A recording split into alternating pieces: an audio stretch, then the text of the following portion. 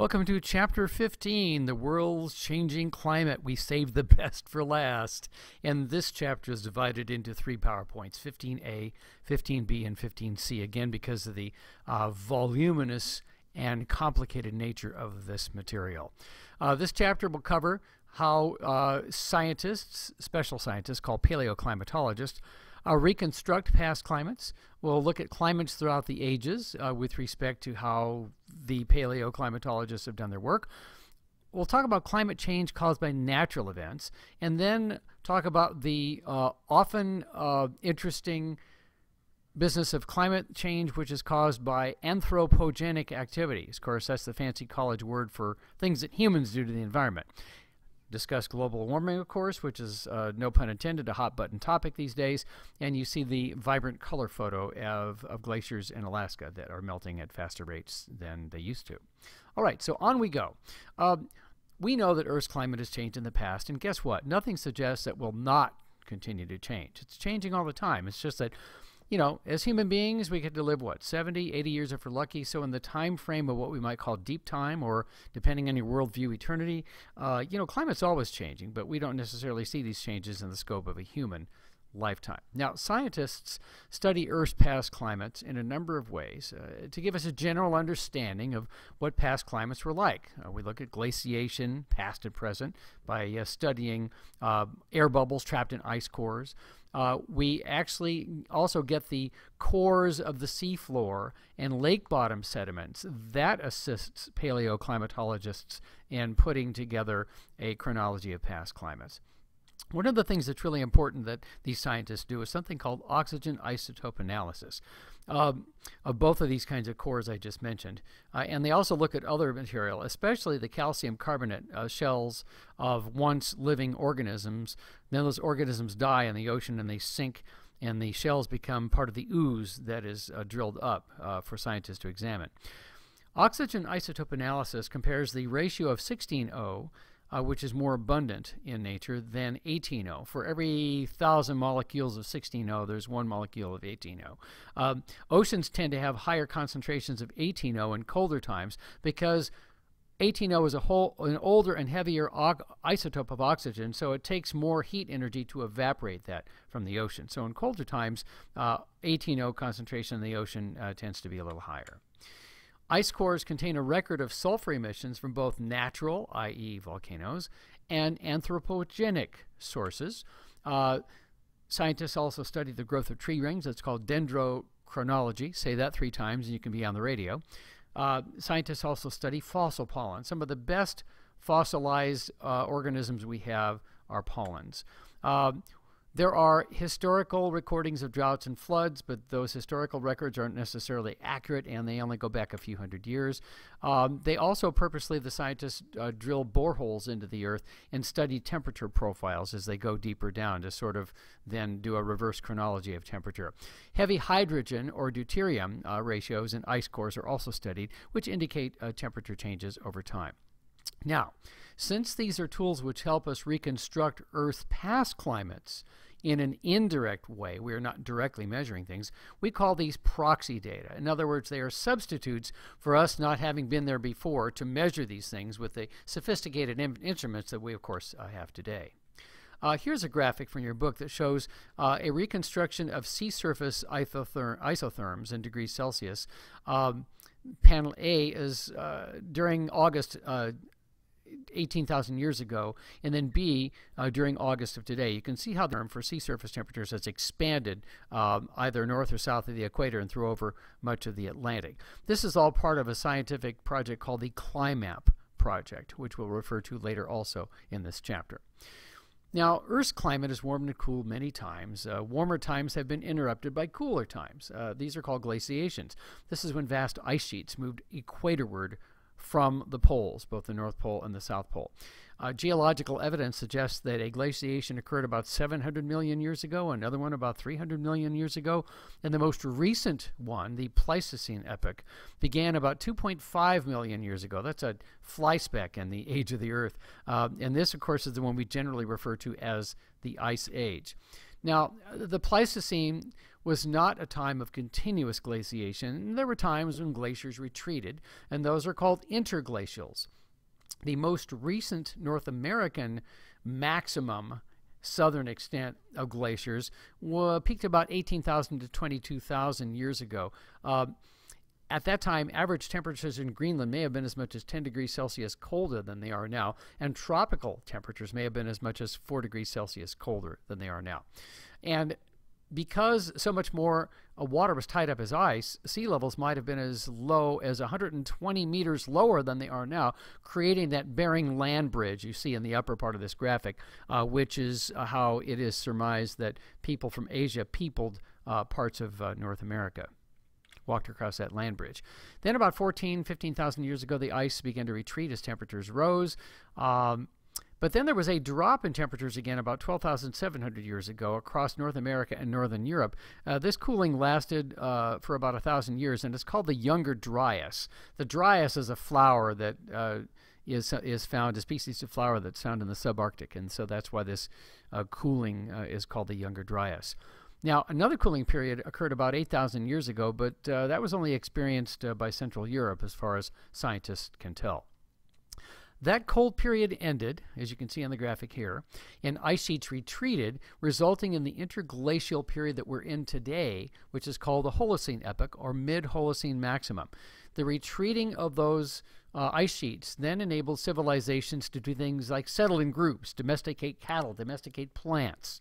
Civilizations began, so on and so forth. Now, this graphic is only an approximation of the temperature changes in the last 18,000 years based on scientific evidence. The average temperature, this graphic, figure 15.5 from your book, average temperature variations over the northern hemisphere for about the last 1,000 years relative to the zero line, which is the 1961 to 1990 global temperature average. The blue lines represent temperatures derived from the proxy data. The red lines indicate temperatures actually measured with thermometers. The black line is the smoothing of that data. So you can see that the recorded period of record only goes back maybe 150 years or so. So when we started using thermometers in a more massive way. Sorry for the dart in the middle of the graphic. That's not the way I did that graphic, but that's the way it came out. There's a special interest box about the ocean conveyor belt. And there are ocean waters that are warmer and saltier than others, and there are ocean waters that are colder and saltier than others. And so we have, as scientists have found, this ocean conveyor belt made up of warm, salty water near the surface and deep, cold, salty currents. And this conveyor belt is capable of causing climate shifts in actually a matter of years rather than over hundreds of thousands of years as we think about most climate changes occurring. So it can, because of this conveyor belt, occur in much shorter time frames. And you should read the Focus on Extreme Weather on pages 434 to 435 to get more information on this. Now, let's look at temperature trends in the past 100 years. We just looked at the last 1,000 years, now about the last 100 years or so. Temperatures began to rise in the early 1900s when you compare them to the 30-year average of 1951 to 1980. That's what the zero line represents. We had about an increase of 0.5 degrees Celsius from 1900 to 1945, a slight decrease in the late 1960s, and then it's been warming up ever since compared to the 1951 to 1980 averages. It's likely that the warming in the past century has exceeded the warming in any century in the past 1,000 years, so that's actually pretty significant. Other things that may cause uncertainties in the recorded global temperature record include the moving of recording stations, the scarcity of observations for temperature in the air just above the ocean, for obvious reasons. People don't live in the ocean, but we have ocean buoys that help us with that now. Urbanization tends to raise temperatures, especially minimum temperatures during the night and early morning hours. However, after accommodating for those variations, or all that noise, as scientists like to say, the warming during the 20th century, the century just passed, measures about 0.6 of a degree Celsius, which is actually pretty significant. Pretty significant indeed. My apologies for this. I don't know why this is popping up on the screen. This may not seem significant, 0.6 of a degree Celsius over 100 years, but global temperatures probably have not varied much more than 4 degrees Fahrenheit in the past 100 years. So that's about 10,000 years, excuse me. So that's about 2.5 degrees Celsius. So 0.6 of a degree Celsius in 100 years is a big, big deal. So the big question for all you students out there, is this warming due to human activities or just natural variations in Earth's climate, or a combination of the two? So who's the smartest person in the room right now? Have any of you in student land figured this out yet? If you have, I want to know, because guess what? They're going to want you at MIT or Scripps or Stanford or somewhere, okay, to help figure this thing out.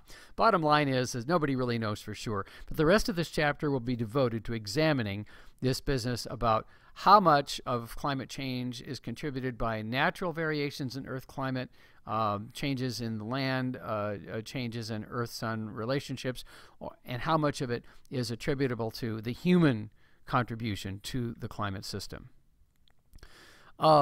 Here are some of the things that can affect the climate system. Changes in incoming solar radiation, i.e. energy from the sun. Changes in the composition, the chemical composition of the atmosphere. Changes in Earth's surface. Now, none of these is isolated from the other as far as possible causes of climate change with respect to natural events. That's all we're talking about at the moment. Not the anthropogenic contribution, but the natural contribution to climate change. There is a number, there is an infinite number of possible interactions between all these possible causes of natural climate change that scientists continue to study. And one of the things they study is something called feedback mechanisms. These are mechanisms that either enhance a change or resist a change.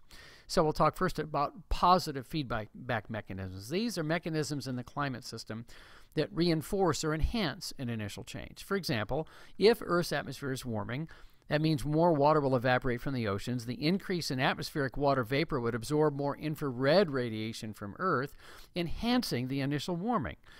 This is a positive feedback mechanism, and it's called the water vapor greenhouse feedback. There's another one called the snow albedo feedback.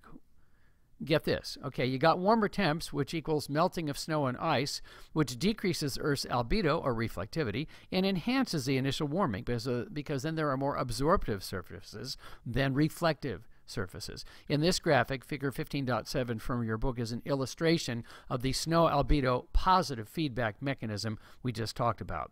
So as more snow melts, there is more absorption and less reflection of incoming solar radiation back to space. As you might imagine, because there's positive feedback mechanisms, there are negative feedback mechanisms. These are mechanisms that tend to resist the initial change. Okay, so if we have a warming planet and it emits more infrared radiation, if Earth were in a runaway greenhouse effect, which it's not like Venus, the increase in radiant energy from the surface would greatly slow the rise in temperatures and would help stabilize the climate. Here's another example of a negative feedback mechanism. Warmer temperatures may cause more evaporation from oceans, resulting in more cloud formation, and the tops of thick clouds reflect solar radiation back to space, possibly causing a cooling trend. So that would resist the initial warming. That's a negative feedback mechanism.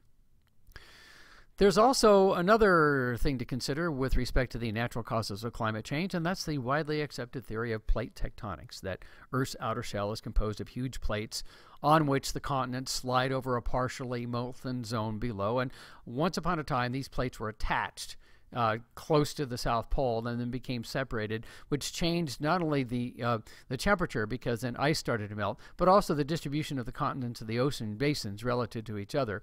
When land masses are located in higher latitudes, they may have a greater tendency to have ice sheets on them because it's colder at higher latitudes, and that, of course, changes Earth's albedo. Another thing to consider is mountain building along with this tectonic situation.